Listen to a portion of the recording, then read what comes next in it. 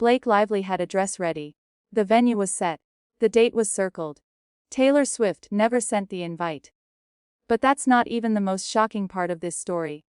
Because someone very close to Blake, planted a fake story in the media saying Taylor had called her, that she'd forgiven her, that Blake was going.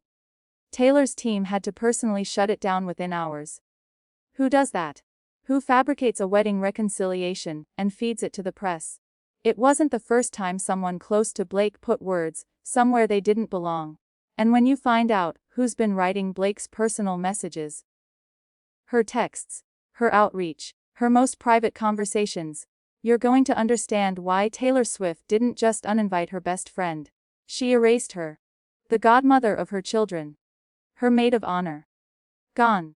And the reason is buried in a set of court documents that Blake's team hoped nobody would actually read. Who plants that kind of story? And why? That question is the center of everything you're about to hear, because this isn't just a friendship that fell apart. This is a story about power, control, blackmail, leaked texts, and a woman who allegedly had her husband write her most personal messages, including the one she sent to Ben Affleck, begging for help. A story that now ends with Taylor Swift walking down the aisle without the woman who was supposed to stand beside her. Let's go back to where this really started. For years, Blake Lively and Taylor Swift were the friendship Hollywood wanted to sell you. They showed up for each other at concerts, at events, at moments that became magazine covers. Taylor was the godmother to Blake's children. Blake was on the shortlist for maid of honor when Taylor and Travis Kelce announced their engagement.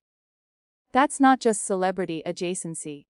That was a real, deep, documented friendship. And then it ends with Us Happened. Blake co-starred in the film adaptation alongside Justin Baldoni, who was also directing. By the time the movie hit theaters, what should have been a celebration turned into one of the ugliest Hollywood disputes in recent memory. Blake filed a legal complaint against Justin, alleging harassment and a coordinated PR smear campaign against her. Justin filed back. Discovery began, and suddenly, private text messages between Blake, Taylor, and others started surfacing in legal documents. That's where things got complicated. In those texts, the women were reportedly celebrating together as Blake's New York Times expose against Justin was being prepared. Taylor knew the lawsuit was coming. Taylor knew there was a legal complaint filed in California. And Taylor knew that when you file a lawsuit, discovery happens. Private messages become evidence.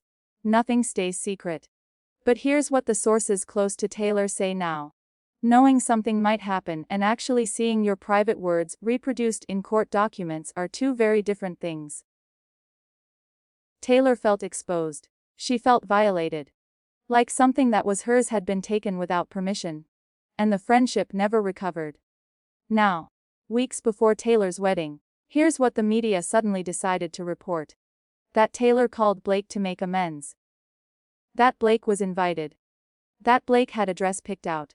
Sources confirm that Taylor's team moved quickly to shut every single part of that story down. None of it was true. But someone wanted you to believe it was.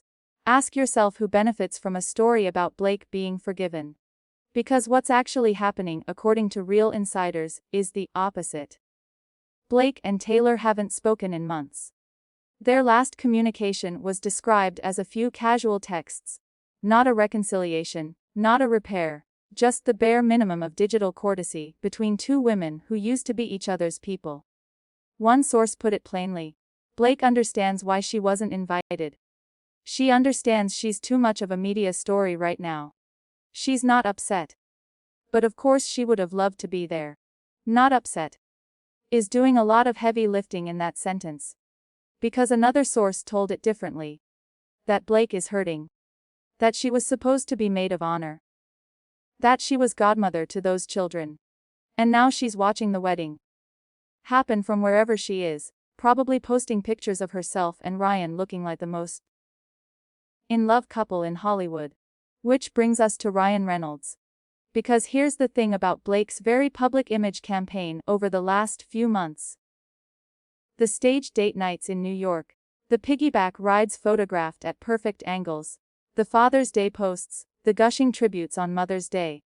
Sources note that Ryan was reportedly in Halifax, Nova Scotia for Father's Day weekend, attending a sailing event with Hugh Jackman. Far from home. And yet a Father's Day tribute appeared on Blake's social media anyway. That detail matters. Because it speaks to a pattern. And that pattern got much more interesting when an eagle-eyed viewer found an old Ryan Reynolds interview where he described how he reached out to Bill Murray about a film project. The way he started that message. "Hey Bill, it's Ryan. Don't hang up." Now look at the opening line of the text message Blake sent to Ben Affleck during the Ends With Us crisis. The text that appeared in court documents. The text that asked Ben to watch the film and give notes and mobilize his connections. It starts, "Ben, it's Blake. Don't hang up." Word for word. Exact construction. Same opener. And insiders who've watched both men operate closely say this tracks. That Ryan Reynolds was the architect behind Blake's entire campaign. That he rewrote the script of the movie. That he rewrote her outreach strategy. And that in at least one confirmed case, he wrote her personal text messages too. Ben Affleck reportedly never responded to the message. Matt Damon did respond. But only to say something along the lines of, "Okay." And to suggest Blake come direct a project with them instead. He didn't bite. And nobody in Blake's camp got the cavalry they were trying to assemble. Meanwhile, the lawsuit itself settled before it went to trial. And the timing of that settlement is something sources won't let go of. Blake's legal team had reportedly been preparing for deposition issues. Multiple instances where her testimony allegedly created problems. The decision to settle came fast. Too fast for someone who had previously insisted she wanted her day in court. She wanted to tell her story under oath. And then suddenly she didn't. Now sources are framing it as Blake being ready to move on. To focus on family and career. To leave the legal saga behind. But 2 more weeks of litigation doesn't save a year. It saves 2 weeks. You don't walk away from a case you believe you're winning because you're tired. You walk away because someone showed you what going to trial would look like. And here's what the wedding exclusion actually signals beyond the personal hurt. Because this is what nobody is saying out loud. If Blake's allegations against Justin Baldoni were serious, credible, and deeply true, Taylor Swift would not have ended the friendship. The godmother of your children doesn't get quietly uninvited from your wedding because of a lawsuit you believe in.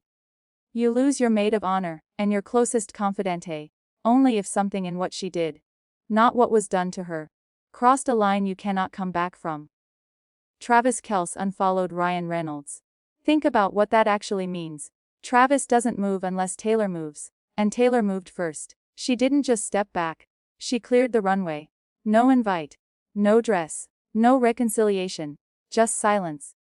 And then a wedding without her. The unanswered questions here are the ones that keep the story alive. Who leaked that false invite story to the press? And why? What exactly is in the rest of those text message threads that hasn't surfaced yet? What did Blake's legal team know before they chose to settle? And is this the last chapter? Or the opening of something bigger still to come? Because one thing that never changes in Hollywood is this. When the